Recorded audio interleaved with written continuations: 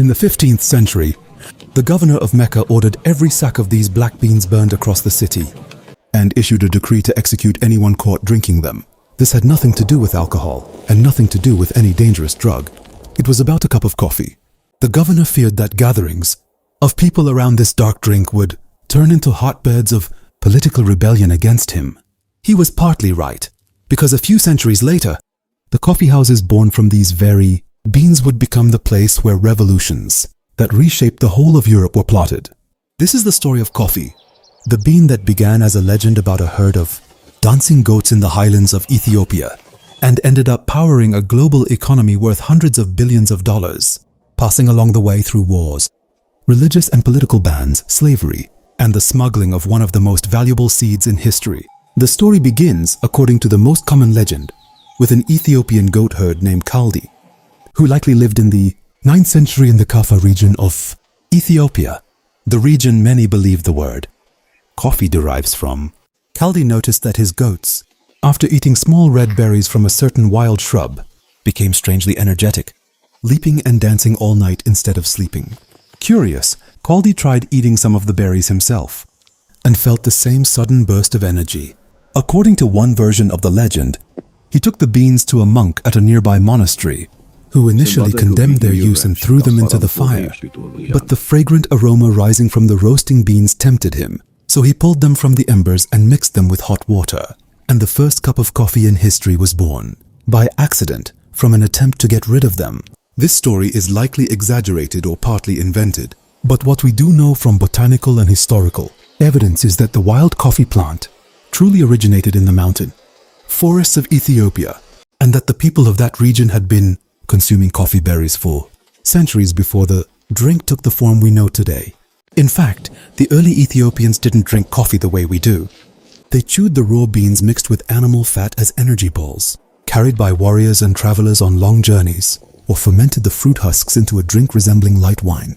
It took several centuries before the coffee plant crossed the narrow Red Sea into the Arabian Peninsula, specifically to Yemen, where the real transformation happened. In Yemen, by the 15th century, Sufis in the region began roasting coffee beans, grinding them, and boiling them in water, inventing the basic preparation, methods still very close to what we drink today. The Sufis used coffee specifically to help them stay awake through long night prayers and dhikr sessions, treating it as a spiritual tool before it ever became a social drink.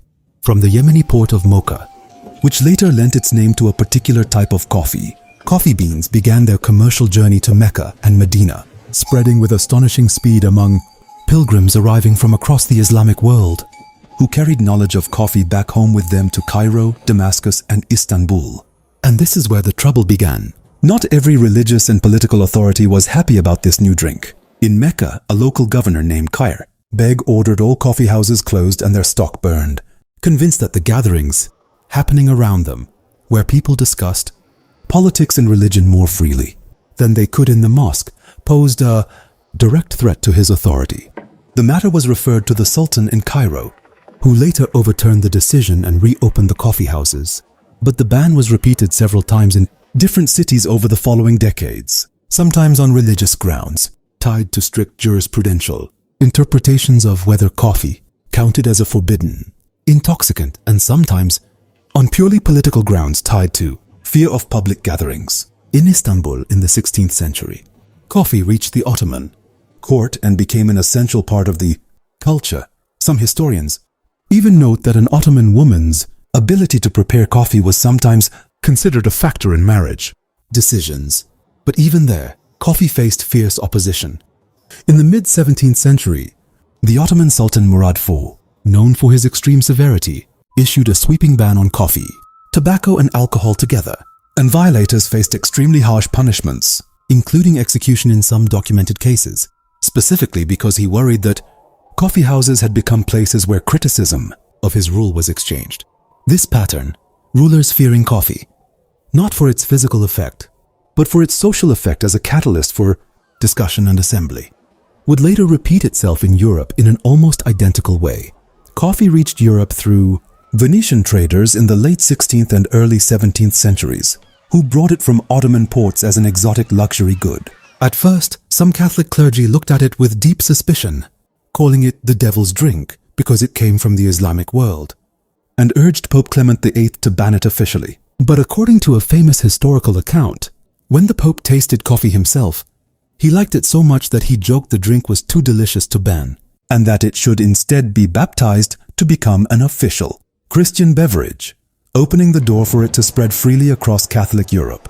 The first documented European coffee house opened in Venice, and coffeehouses in Oxford, London, Paris, and Vienna quickly followed.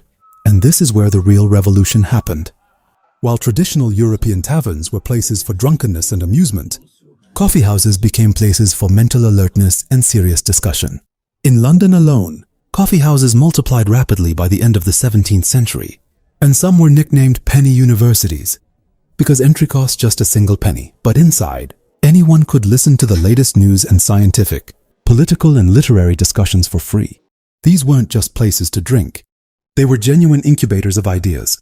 At Lloyd's Coffee House in London, ship merchants and marine insurers gathered regularly, and this gathering gradually evolved into what later became Lloyd's of London, one of the most important insurance institutions in the world to this day. In Paris, coffeehouses like Café Procope became meeting points for Enlightenment philosophers such as Voltaire, Diderot, and Rousseau, who debated ideas about liberty and reason there that would later ignite the fires of the French Revolution. Some historians go so far as to argue that coffee, by keeping minds clear and alert instead of dulled by alcohol, actually helped accelerate the European Enlightenment, simply because thinkers who used to spend hours in taverns half-drunk were now spending those same hours in coffeehouses thinking with complete clarity. But while coffee was fueling ideas in Europe's elegant salons, it was being grown somewhere else entirely at a horrific human cost.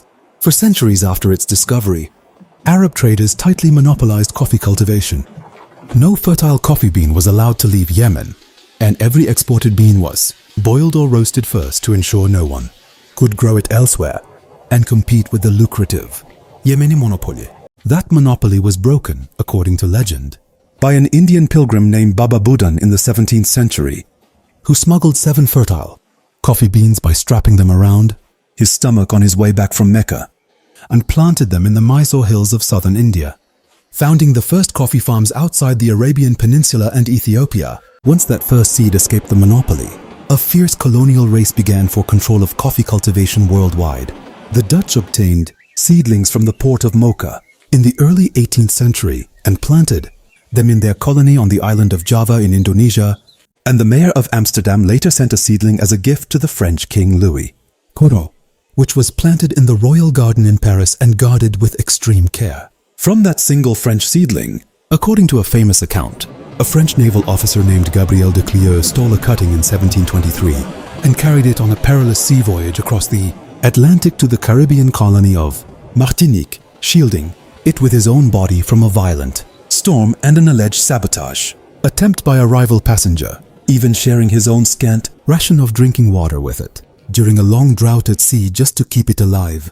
That single plant survived, and from its descendants, millions of coffee trees eventually spread across the Caribbean and all of Latin America. But this massive colonial expansion of coffee cultivation didn't depend on seeds and suitable climate alone. It depended fundamentally and brutally on forced labor. In the French colony of Saint-Domingue, which later became Haiti, coffee cultivation by the end of the 18th century relied almost entirely on the labor of hundreds of thousands of enslaved Africans, who worked under conditions so brutal that Saint-Domingue alone was producing nearly half the world's coffee by 1788.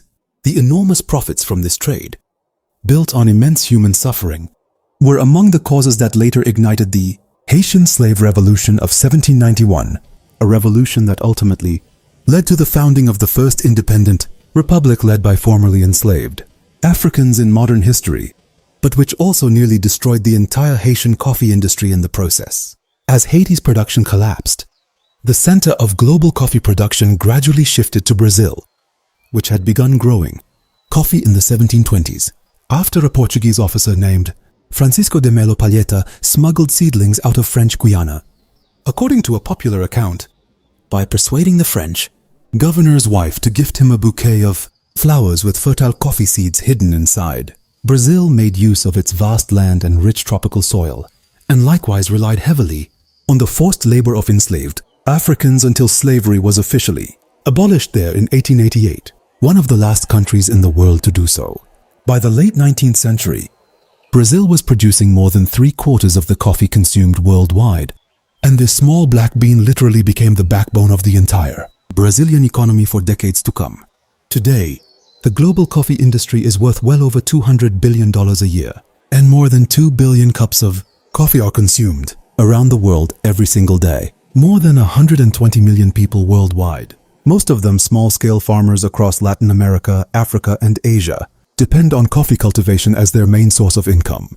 But just as happened with bananas and potatoes before it, this precious crop today faces a serious biological threat rooted in the same old vulnerability: excessive reliance on a limited number of widely planted varieties grown as a near monoculture. This threat is known as coffee leaf rust, a fungus scientifically called Hemilea vastatrix, which attacks the leaves of the coffee shrub and covers them with rust-colored spots that blocks photosynthesis, causing the plant to gradually lose its leaves and eventually die if left untreated. This disease historically appeared in Sri Lanka in the 19th century, where it destroyed almost the entire Sri Lankan coffee industry within just 2 decades, forcing farmers there to switch completely to growing tea instead, which is the actual reason.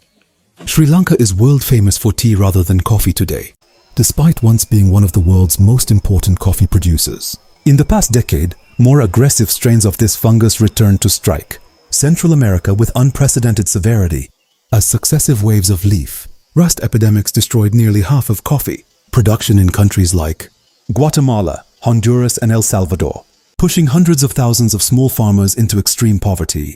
And this agricultural crisis, according to several studies, even contributed to major waves of migration from the region toward the United States in search of alternative work. Climate change is making things worse. The Arabica plant, the most popular and highest quality variety and the one responsible for the vast majority of the world's specialty-grade coffee, is exceptionally sensitive to temperature and only thrives within a relatively narrow climatic range in tropical highlands. Recent scientific studies warn that a significant portion of land currently suitable for Arabica cultivation worldwide could become unsuitable by the middle of this century due to rising temperatures, threatening not only the profits of major coffee companies, but the livelihoods of millions of families with no other economic alternative. Scientists today, just as they did with bananas and potatoes, are searching the wild Ethiopian forests that originally gave birth to coffee centuries ago, hoping to find rare wild varieties carrying natural resistance to rust and heat, which could be crossbred with current commercial varieties to save the industry from the same fate that befell other crops the world came to over-rely on. The deep irony is that the solution, as is always the case with these stories, already exists in the very same forest where the tale began, in the very same mountains where Kaldi's goats once danced more than 1,000 years ago, with no idea that he had just started one of the most valuable and turbulent crop journeys in human history. The cup of coffee you're holding right now, as ordinary and unremarkable as it seems, carries within it a history of legend, religious bans, intellectual revolutions, slavery, smuggling, and today's climate crises, all condensed into one quick sip on an ordinary morning.